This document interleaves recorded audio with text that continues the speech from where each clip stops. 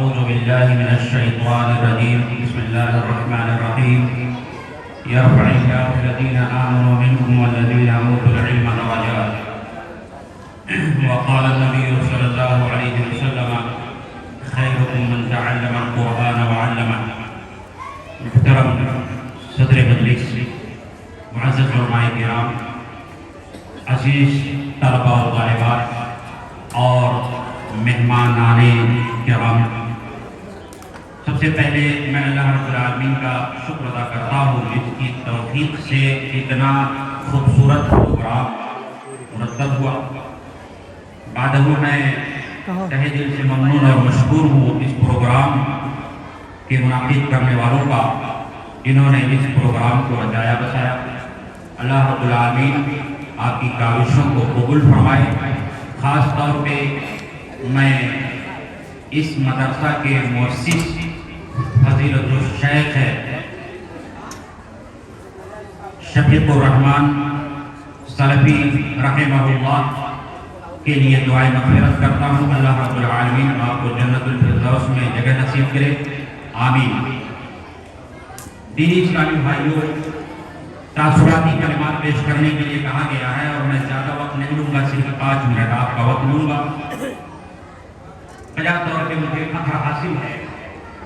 کہ جامعہ سلفیہ سے 2002 میں قرارداد کے بعد پہلی مرتبہ تدریسی میدان میں جب میں نے قدم رکھا اور جس ادارے کا میرے لیے انتخاب ہوا وہ یہی ادارہ ہے مدرسہ مدینہ الاسلام السلفیہ بھنگیا، جس میں 2003 میں تدریسی فریضہ انجام دے چکا ہوں۔ اور مجھے یاد آتا ہے کہ اس وقت جو ٹیم تھی اس ٹیم پہ مولانا ارشاد احمد صاحب ہادی، مولانا محمد عمر صاحب اصلی غالب، اسی طور پہ مولانا مظہر صاحب جو اسی گاؤں کے ہیں عصری، اسی طور پہ ماسٹر نصیر الدین صاحب جو آج بھی یہاں موجود ہیں، اسی طور پہ ماسٹر سلام الدین صاحب وغیرہ ہوں، یہ سارے لوگ اس وقت موجود تھے اور تقرری ہوئی تھی کل 1600 روپے ماہانہ تنخواہ کے۔ تو 2003 کی بات ہے اور ہمارے علماء کرام نے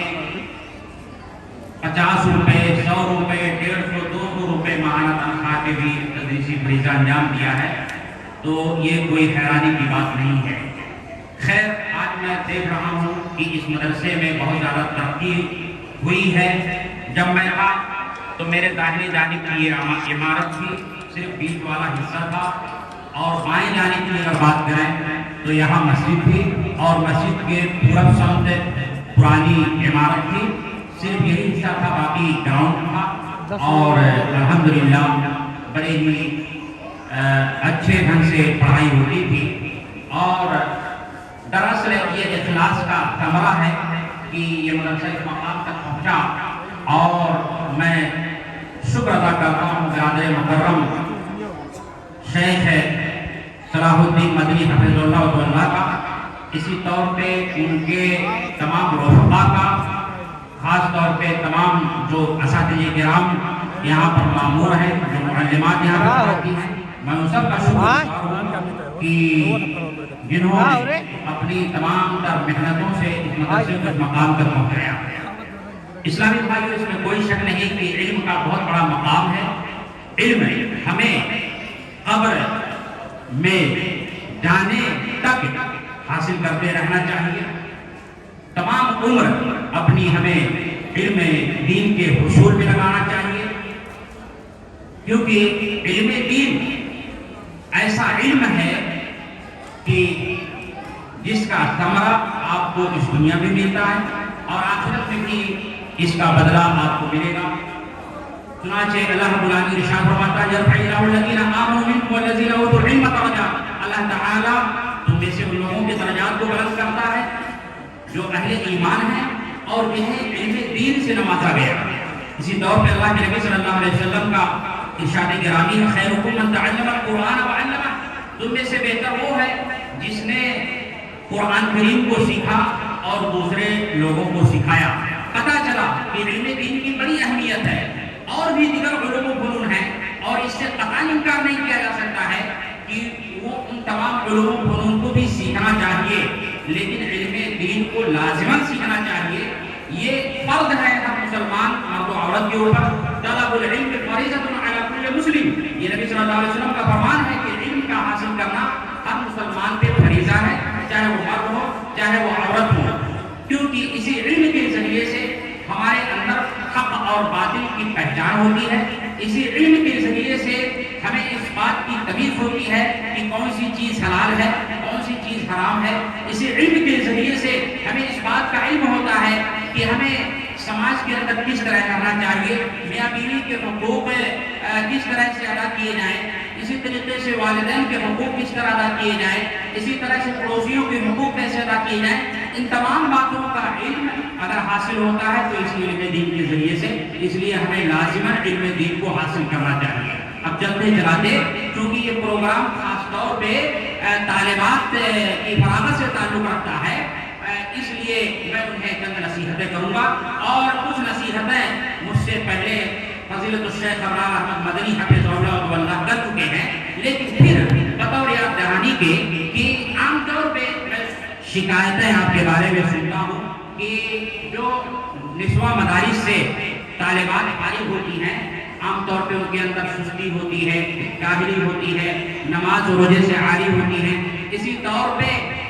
وہ نکمی ہوتی ہے۔ میں آپ سے سوال کرنا چاہتا ہوں، اس طرح کی شکایتیں کیوں کر اٹھتی ہیں؟ آپ کیوں موقع دیتی ہیں اس طریقے کی شکایتوں کو؟ ظاہر ہے آپ کے اندر یہ عیوب پائے جاتے ہیں، یہ کمیاں پائی جاتی ہیں، اسی لیے تو لوگ آپ کے اوپر انگلیاں اٹھاتے ہیں۔ اس لیے میں کہوں گا کہ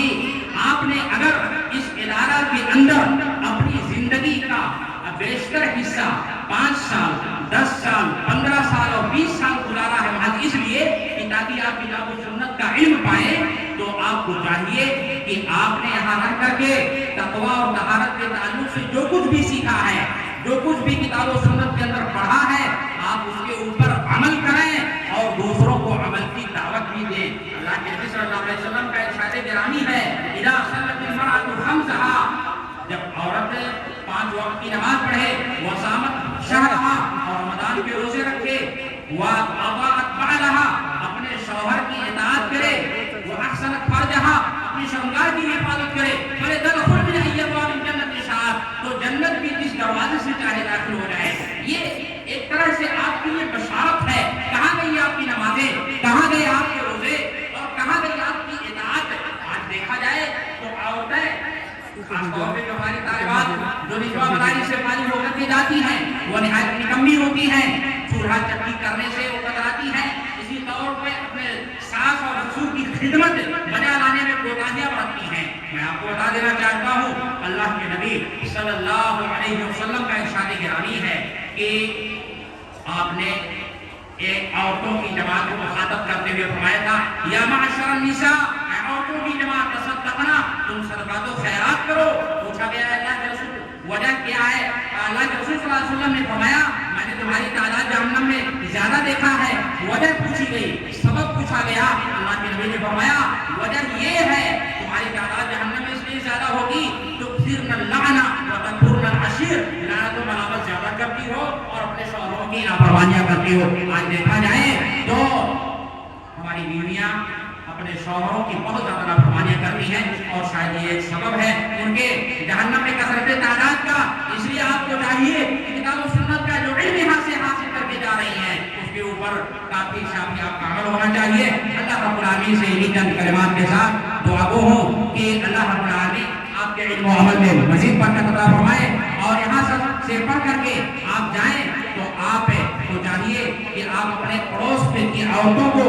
اور اپنے آس پاس کے جو گھر کی خواتین ہیں انہیں نماز روزے کے طور طریقے اور آداب سکھلائیں اور بتلائیں، اور اسی طور پہ قرآن کریم کی تلاوت پابندی سے کرائیں، اسی طریقے سے نماز روزے کی پابندی کرائیں اور دوسرے لوگوں سے بھی کروائیں۔ یہ میری آپ سے عاجزانہ درخواست ہے۔ اللہ رب العالمین سے دعا گو کہ اللہ تعالی ہم سب کو علم دین حاصل کرنے کی توفیق عطا فرمائے، اور نہ صرف حاصل کرنے بلکہ عمل کرنے کی بھی توفیق عطا فرمائے۔ آمین، تقبل یا رب العالمین، وآخر دعوانا الحمد للہ رب العالمین، وصلی اللہ تعالی علی خیر خلقہ محمد نبینا وعلی آلہ وصحبہ اجمعین. والسلام علیکم ورحمۃ اللہ وبرکاتہ.